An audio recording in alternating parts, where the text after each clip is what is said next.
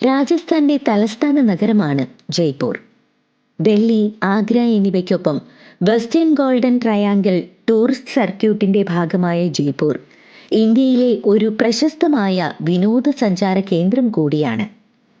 Albert Hall Museum, Hawa Mahal, Jal Mahal, City Palace എന്നിവയെല്ലാം തന്നെ സന്ദർശകരുടെ പ്രിയപ്പെട്ട ഇടങ്ങളാണ്. ജ്യോതിശാസ്ത്ര ഉപകരണങ്ങളുടെ ശേഖരമായ ജന്തർ മന്ദർ നിരീക്ഷണാലയവും ആമേർ ഫോർട്ടും ലോക പൈതൃക സ്ഥലങ്ങളാണ്. സിസോഡിയ, റാണിബാഗ്, കനക് വൃന്ദാവൻ എന്നിവയാണ് ജയ്പൂരിലെ പ്രധാനപ്പെട്ട പാർക്കുകൾ. നഗരത്തിൽ നിന്ന് ഏകദേശം 56 കിലോമീറ്റർ അകലെയാണ് സംഭാർ തടാകം.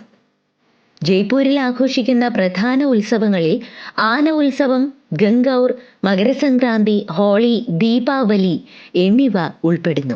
രാജ്യമെമ്പാടുമുള്ള എഴുത്തുകാരും സാഹിത്യപ്രേമികളും പങ്കെടുക്കുന്ന ലോകത്തിലെ ഏറ്റവും വലിയ സൗജന്യ സാഹിത്യോത്സവമായ ജയ്പൂർ സാഹിത്യോത്സവത്തിനും ഇവിടം പ്രശസ്തമാണ്.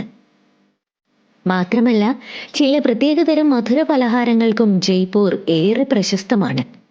ജയ്പൂരിലെ പല കെട്ടിടങ്ങളും രാജസ്ഥാനി വാസ്തുവിദ്യാ ശൈലിയിലാണ് രൂപകൽപ്പന ചെയ്തിരിക്കുന്നത്.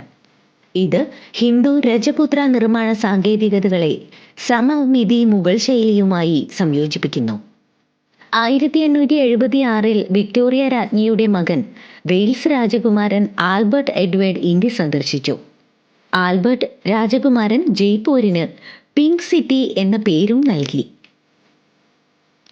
ദൃശ്യഭംഗി കൊണ്ടും വിസ്മയിപ്പിക്കുന്ന വിഭവങ്ങൾ കൊണ്ടും ഏറെ പ്രശസ്തമാണ് ജയ്പൂർ. വിനോദസഞ്ചാരികളുടെ ഇഷ്ട ഇടമാണിവിടം.